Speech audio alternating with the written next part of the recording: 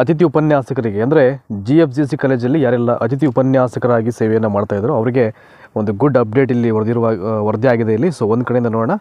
So ಎಲ್ಲ ವಿಷಯಗಳನ್ನು ಪೂರ್ಣವಾಗಿ ತಿಳಿಯುವ ಪ್ರಯತ್ನ ಮಾಡೋಣ. ಎಷ್ಟು ರೈಸ್ ಆಗಿದೆ ಏನು ಕತೆ ಅಂತ. ಕರ್ನಾಟಕದ ಸರ್ಕಾರಿ ಪ್ರಥಮ ದರ್ಜೆ ಕಾಲೇಜುಗಳ ಅತಿಥಿ ಉಪನ್ಯಾಸಕರ ಗೌರವಧನ 8,000 ರು ತನಕ ಹೆಚ್ಚಳ. ಸೊ ಏನು ಮಾನದಂಡಗಳು ಎಲ್ಲವನ್ನ ಇಲ್ಲಿ ಕೊಟ್ಟಿದ್ದಾರೆ ಇಲ್ಲಿ ನೋಡಿ. ಎಲ್ಲಿ ಇದು ಕರ್ನಾಟಕ ಸರ್ಕಾರಿ ಪ್ರಥಮ ದರ್ಜೆ ಕಾಲೇಜುಗಳಲ್ಲಿ ಯಾರು ಗೆಸ್ಟ್ ಲೆಕ್ಚರರ್ಸ್ ಆಗಿ ವರ್ಕ್ ಮಾಡ್ತಾಯಿದ್ದಾರೆ ಅವರಿಗೆ 8,000 ಗೌರವಧನವನ್ನು ಇಲ್ಲಿ ಹೆಚ್ಚಳ ಮಾಡಿದ್ದೀವಿ ಅಂತ ಹೇಳಿದ್ದಾರೆ. ನೋಡೋಣ ಇದಕ್ಕೆ ಸಂಬಂಧಪಟ್ಟಂಥ ಮಾಹಿತಿ ಇಲ್ಲಿ ಎಲ್ಲವೂ ಇದೆ ಇಲ್ಲಿ.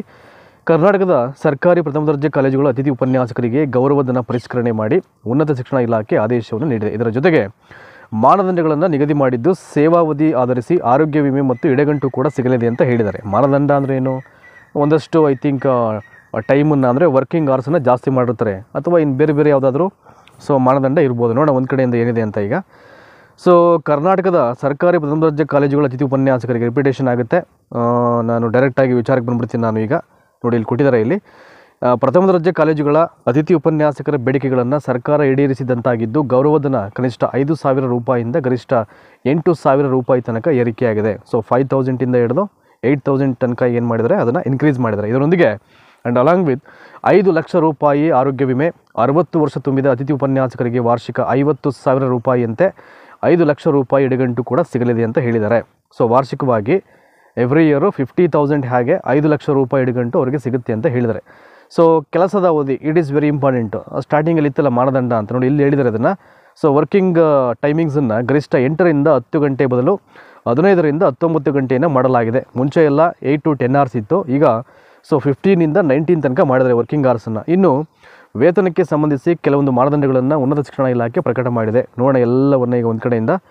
ಸೊ ಸರ್ಕಾರಿ ಪ್ರಥಮ ದರ್ಜೆ ಕಾಲೇಜುಗಳಲ್ಲಿ ಹೆಚ್ಚುವರಿ ಬೋಧನಾ ಕಾರ್ಯಭಾರಕ್ಕೆ ಅನುಗುಣವಾಗಿ ಕಾರ್ಯವನ್ನು ನಿರ್ವಹಿಸುತ್ತಿರತಕ್ಕಂಥ ಅತಿಥಿ ಉಪನ್ಯಾಸಕರಲ್ಲಿ ಸ್ನಾತಕೋತ್ತರ ಪದವಿ ಪರೀಕ್ಷೆಯಲ್ಲಿ ಕನಿಷ್ಠ 55% ಅಂಕಗಳನ್ನು ಪಡೆದು NET, SLET ಅಥವಾ PhD ಮಾಡಿಕೊಂಡಿರುವ ಅತಿಥಿ ಉಪನ್ಯಾಸಕರಿಗೆ ಮಾಸಿಕ ಗೌರವಧನವನ್ನು 11,500 ರೂಪಾಯಿಯಿಂದ 13,000 ರೂಪಾಯಿಗೆ, ಸ್ನಾತಕೋತ್ತರ ಪದವಿ ಪರೀಕ್ಷೆಯಲ್ಲಿ ನೋಡಿ ಯಾರೆಲ್ಲ ಐ ಥಿಂಕ್ ಸ್ನಾತಕೋತ್ತರ ಪದವಿಯನ್ನು ಮಾಡಿಕೊಂಡು NET, SLET ಅಥವಾ PhD ಮಾಡ್ಕೊಂಡಿದ್ರೆ ಸೊ ಅವ್ರಿಗೆ ಎಷ್ಟು ರೈಸ್ ಮಾಡಿದರೆ ಈಗ 55% ಸ್ಕೋರ್ ಮಾಡ್ಕೊಂಡಿರ್ತಕ್ಕಂಥ ಅಭ್ಯರ್ಥಿಗಳಿಗೆ ಆ್ಯಂಡ್ ಅಲಾಂಗ್ ವಿತ್ ಅವರಿಗೆ 11,500ರಿಂದ 13,000. ಇನ್ನು ಸ್ನಾತಕೋತ್ತರ ಪದವಿ ಪರೀಕ್ಷೆಯಲ್ಲಿ ಕನಿಷ್ಠ 55% ಅಂಕಗಳನ್ನು ಪಡೆದ ಅತಿಥಿ ಉಪನ್ಯಾಸಕರಿಗೆ ಮಾಸಿಕ ಗೌರವಧನವನ್ನು ಅಂದರೆ ಇವರು ಯಾವುದೇ ರೀತಿಯ ಅರ್ಹತಾ ಪರೀಕ್ಷೆಯನ್ನು ಪಾಸ್ ಮಾಡ್ಕೊಳ್ಳದೇ ಇರೋರು ಇವರಿಗೆ 9,500ರಿಂದ 11,000ವರೆಗೆ ಅದನ್ನು ಇನ್ಕ್ರೀಸ್ ಮಾಡಿದ್ದಾರೆ, ಆದೇಶ ಮಾಡಿರುವಂಥದ್ದು. ನೋಡಿ ಇಲ್ಲಿ ಒಂದು ಕಾಲಮ್ ಇದೆ, ಇಲ್ಲಿ ಎಲ್ಲವನ್ನು ಹೇಳ್ಬಿಡ್ತೀನಿ ನಿಮಗೆ. ಕರ್ನಾಟಕದ ಸರ್ಕಾರಿ ಪ್ರಥಮ ದರ್ಜೆ ಕಾಲೇಜು ಉಪನ್ಯಾಸಕರ ವೇತನ ಪರಿಷ್ಕರಣೆ ಯಾವ್ಯಾವ ರೀತಿ ಈ ಒಂದು ಪೇ ಸ್ಕೇಲನ್ನು ರಿವೈಸ್ಡ್ ಮಾಡಿದ್ದಾರೆ ನೋಡೋಣ ಈಗ. ಸೊ ಸೇವಾವಧಿ ಪರಿಷ್ಕೃತ ಗೌರವಧನ ಪ್ರಮಾಣ ಅಂತ ಇದೆ ಇಲ್ಲಿ. ಸೊ ಮೊದಲನೇ ಕಾಲಮಲ್ಲಿ 5 ವರ್ಷಕ್ಕಿಂತ ಕಡಿಮೆ ಸೇವಾವಧಿ 5 yearsಗಿಂತ ಕಡಿಮೆ ಎಕ್ಸ್ಪೀರಿಯನ್ಸ್ ಆಗಿದರೆ 5,000 ಅವ್ರಿಗೆ. ಇನ್ನು 5 ರಿಂದ 10 ವರ್ಷ ಸೇವಾವಧಿ ಇರೋರಿಗೆ 6,000, 10 ರಿಂದ 15 ವರ್ಷ ಸೇವಾವಧಿ ಇರೋರಿಗೆ 7,000 ರೂಪಾಯಿ. ಇನ್ನು 15 ವರ್ಷ ಮೇಲ್ಪಟ್ಟ ಸೇವಾವಧಿ ಅಂದರೆ 15 ವರ್ಷಗಳಿಗೂ ಹೆಚ್ಚಿನ ಎಕ್ಸ್ಪೀರಿಯನ್ಸ್ ಇರೋರಿಗೆ 8,000 ರೂಪಾಯಿಯನ್ನು ಇಲ್ಲಿ ಅವರು ಡಿಕ್ಲೇರ್ ಮಾಡಿದ್ದಾರೆ. ಈ ಪೈಕಿ 5 ರಿಂದ 10 ವರ್ಷ ಸೇವಾವಧಿ ಹೊಂದಿರುವ ಅತಿಥಿ ಉಪನ್ಯಾಸಕರಿಗೆ ಈ ಹಿಂದೆ ಇದ್ದ ಗರಿಷ್ಠ ಉಪನ್ಯಾಸ ಅವಧಿಯನ್ನು 8 ರಿಂದ 10 ಗಂಟೆ ಅಂದರೆ 5 to 10 years ಸೇವಾವಧಿ ಇರೋರಿಗೆ ಸೊ ಹಿಂದೆ ಇದ್ದಿದ್ದೆಷ್ಟು 8 ರಿಂದ 10 ಗಂಟೆ, ಈಗ 15 ರಿಂದ 19 ಗಂಟೆಗೆ ಅದನ್ನು ಇನ್ಕ್ರೀಸ್ ಮಾಡಿದ್ದಾರೆ. ನೆಕ್ಸ್ಟು ಸರ್ಕಾರಿ ಪ್ರಥಮ ದರ್ಜೆ ಕಾಲೇಜಿನ ಅತಿಥಿ ಉಪನ್ಯಾಸಕರಿಗೆ ಈಗ ಇರುವ ವೇತನ ಎಷ್ಟು ಅಂತ 4 ಅಂಶಗಳು ಕೊಟ್ಟಿದ್ದಾರೆ. ಈಗಿರತಕ್ಕಂಥ ವೇತನಕ್ಕೆ ಸಂಬಂಧಪಟ್ಟ ಹಾಗೆ 5 ವರ್ಷ ಮತ್ತು ಅದಕ್ಕಿಂತ ಹೆಚ್ಚಿನ ಅವಧಿಗೆ ಅತಿಥಿ ಉಪನ್ಯಾಸಕರಾಗಿ ಸೇವೆ ಸಲ್ಲಿಸಿದ್ದ ಮತ್ತು UGC ನಿಗದಿಪಡಿಸಿದ ವಿದ್ಯಾರ್ಹತೆ ಹೊಂದಿರುವವರಿಗೆ 37,000.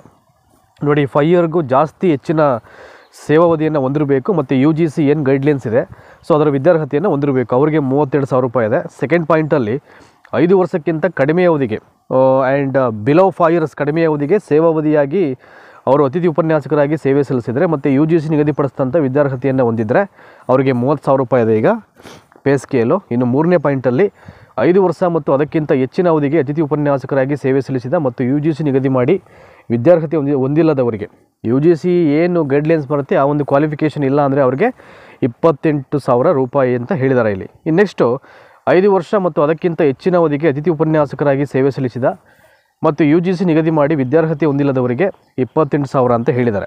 5 ವರ್ಷಕ್ಕಿಂತ ಹೆಚ್ಚಿನ ಅವಧಿಗೆ ಅತಿಥಿ ಉಪನ್ಯಾಸಕರಾಗಿ ಸೇವೆಯನ್ನು ಮಾಡಿರ್ತಾರೆ. ಅವರು ಜೊತೆಗೆ UGC ಏನು ಗೈಡ್ಲೈನ್ಸ್ ಮಾಡಿರುತ್ತೆ ರೂಲ್ಸ್ ಪ್ರಕಾರವಾಗಿ ಅವರು ಹೊಂದಿರಬೇಕಾದಂಥ ವಿದ್ಯಾರ್ಹತೆ ಏನಿರಬೇಕು, ಅದಿಲ್ಲ ಅಂತಂದರೆ, ಅದು ಹೊಂದಿಲ್ಲ ಅಂತಂದರೆ ಅವರಿಗೆ 28,000 ರೂಪಾಯಿನಲ್ಲಿ ನಿಗದಿ ಮಾಡಿದ್ದಾರೆ.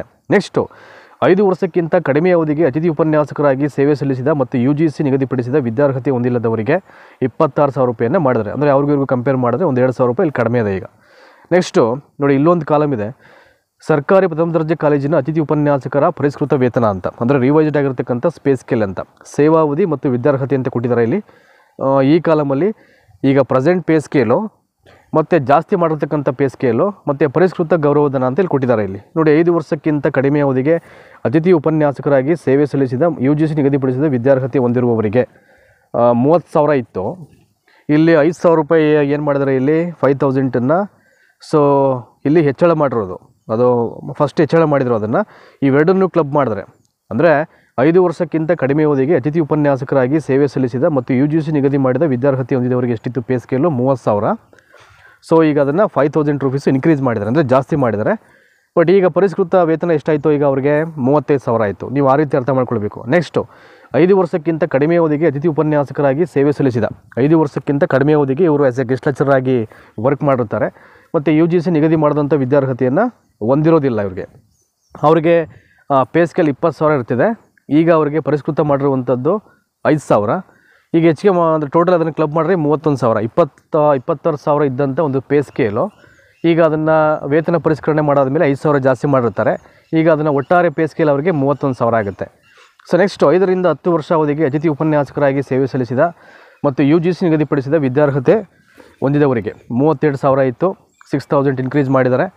ಪರಿಷ್ಕೃತ ವೇತನ ಅವರಿಗೆ 38,000 ಆಗಿದೆ ಈಗ. ನೆಕ್ಸ್ಟು 5 ರಿಂದ 10 ವರ್ಷ ಅವಧಿಗೆ ಅತಿಥಿ ಉಪನ್ಯಾಸಕರಾಗಿ ಸೇವೆ ಸಲ್ಲಿಸಿದ ಮತ್ತು UGC ನಿಗದಿಪಡಿಸಿದ ವಿದ್ಯಾರ್ಹತೆ ಹೊಂದಿಲ್ಲದವರಿಗೆ, ವಿದ್ಯಾರ್ಹತೆಯನ್ನು ಹೊಂದಿದವರಿಗೆ 5 to 10 ಇಯರ್ಸ್ ವರ್ಕ್ ಮಾಡಿರ್ತಾರೆ ಮತ್ತು UGC ನಿಗದಿಪಡಿಸಿದಂಥ ವಿದ್ಯಾರ್ಹತೆಯನ್ನು ಇವರು ಹೊಂದಿರೋದಿಲ್ಲ. ಇವರಿಗೆ ಪೇ ಸ್ಕೇಲ್ ಇದ್ದಿದ್ದು 28,000, ಈಗ ಹೆಚ್ಚಳ ಮಾಡಿರೋದು 6,000.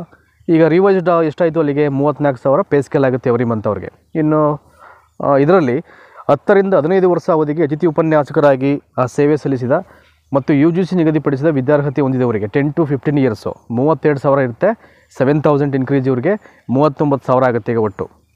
ಸೊ 10 ರಿಂದ 15 ವರ್ಷ ಅವಧಿಗೆ ಅತಿಥಿ ಉಪನ್ಯಾಸಕರಾಗಿ ಸೇವೆ ಸಲ್ಲಿಸಿದ ಮತ್ತು UGC ನಿಗದಿಪಡಿಸಿದ ವಿದ್ಯಾರ್ಹತೆ ಹೊಂದಿಲ್ಲದವರಿಗೆ, ಇದು ವಿದ್ಯಾರ್ಹತೆಯನ್ನು ಹೊಂದಿಲ್ಲದವರಿಗೆ 10 to 15 ಇಯರ್ಸ್ ವರ್ಕ್ ಎಕ್ಸ್ಪೀರಿಯನ್ಸ್ ಆಗಿರುತ್ತೆ ಸೇವಾವಧಿ. ಬಟ್ UGC ನಿಗದಿ ಪಡಿಸಿದಂಥ ವಿದ್ಯಾರ್ಹತೆಯನ್ನು ಹೊಂದಿರಲ್ಲ, ಇವರಿಗೆ 28,000 ಇರುತ್ತೆ ಎವ್ರಿ ಮಂತು. ಈಗ ಹೆಚ್ಚಳ ಮಾಡಿರೋದು 7,000, ಪರಿಷ್ಕೃತ ವೇತನ ಬಂದು 36,000 ಆಗುತ್ತೆ. ಇನ್ನು ನೆಕ್ಸ್ಟು 15 ವರ್ಷ ಅವಧಿಗೆ ಅತಿಥಿ ಉಪನ್ಯಾಸಕರಾಗಿ ಸೇವೆ ಸಲ್ಲಿಸಿದ ಮತ್ತು UGC ನಿಗದಿಪಡಿಸಿದ ವಿದ್ಯಾರ್ಹತೆ ಹೊಂದಿದವರಿಗೆ 32,000 ಪೇ ಸ್ಕೇಲ್ ಈಗ ಹೆಚ್ಚಳ ಮಾಡಿರೋದು 8,000, ರಿವೈಸ್ಡ್ ಪೇ ಸ್ಕೇಲ್ ಬಂದು 40,000. ಅದಕ್ಕೆ ಹೇಳಿದ್ದವರು ಸುಮಾರು 8,000 ತನಕ GFGC ಕಾಲೇಜ್ ಅಂಡರಲ್ಲಿ ಕೆಲಸ ಮಾಡ್ತಕ್ಕಂಥ ಅತಿಥಿ ಉಪನ್ಯಾಸಕರಿಗೆ 8,000 ತನಕ ನಾವು ಆ ಪೇ ಸ್ಕೇಲನ್ನು ಇನ್ಕ್ರೀಸ್ ಮಾಡಿದ್ವಿ, ಅಂದರೆ ಪರಿಷ್ಕೃತ ವೇತನವನ್ನು ಮಾಡಿದ್ದೀವಿ ಅಂತ. ಇನ್ನು 8ನೇದಾಗಿ ಇಲ್ಲಿ 15 ವರ್ಷ ಅವಧಿಗೆ ಅತಿಥಿ ಉಪನ್ಯಾಸಕರಾಗಿ ಸೇವೆ ಸಲ್ಲಿಸಿದ ಮತ್ತು UGC ನಿಗದಿಪಡಿಸಿದ ವಿದ್ಯಾರ್ಹತೆ ಹೊಂದಿಲ್ಲದವರಿಗೆ 28,000 ಇತ್ತು, 8,000 ಹೆಚ್ಚಳ ಮಾಡಿರುವಂಥದ್ದು 36,000 ಪರಿಷ್ಕೃತ ವೇತನ, ಅದು ರಿವೈಸ್ಡ್ ಪೇ ಸ್ಕೇಲ್ ಅಂತ ಕರೀತಾರೆ ಅದನ್ನು.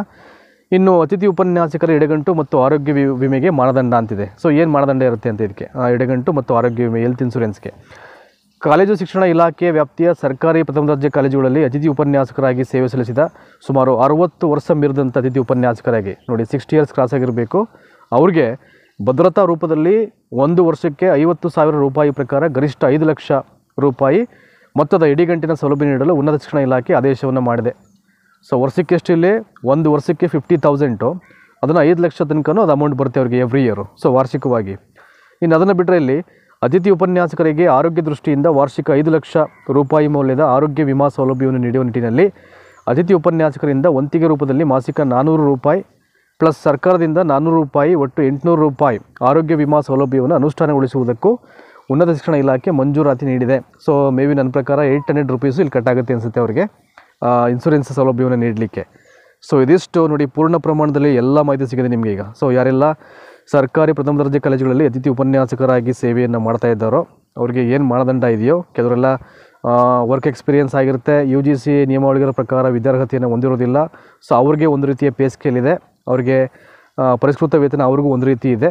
ಇನ್ನು ಯಾರು 10 to 15 ಇಯರ್ಸ್ ತನಕ ಕೆಲಸವನ್ನು ಮಾಡಿ UGC ನಿಗದಿಪಡಿಸಿದಂಥ ವಿದ್ಯಾರ್ಹತೆಯನ್ನು ಹೊಂದಿರ್ತಾರೋ, ಸೊ ಅವರಿಗೆ ಪೇ ಸ್ಕೇಲು ಅವರಿಗಿಂತ ಜಾಸ್ತಿ ಇರುತ್ತೆ. ಎಲ್ಲವನ್ನ ನಿಮಗೆ ಅಂಕಿಅಂಶಗಳ ಸಮೇತವಾಗಿ ಕ್ಲಿಯರ್ ಕಟ್ಟಾಗಿ ಹೇಳಿದ್ದೀನಿ. ಸೊ ದಯಮಾಡಿ ಈ ವಿಡಿಯೋನ ತಪ್ಪದೆ ಎಲ್ಲರಿಗೂ ಶೇರ್ ಮಾಡಿ. ಹಾಗೆಯೇ ಯಾರು ಹೊಸದಾಗಿ ನೋಡ್ತಿದ್ದೀರೋ ಅವರೆಲ್ಲ ನಮ್ಮ ಚಾನಲ್ ಸಬ್ಸ್ಕ್ರೈಬ್ ಮಾಡಿ, ಲೈಕ್ ಮಾಡಿ ಅಂತ ಹೇಳ್ತಾ, ನಿಮ್ಮೆಲ್ಲರಿಗೂ ಶುಭವಾಗಲಿ ಅಂತ ಹೇಳ್ತಾ ಈ ವಿಡಿಯೋನ ಇಲ್ಲಿಗೆ ಮುಗಿಸ್ತಾ ಇದ್ದೀನಿ. Thank you so much.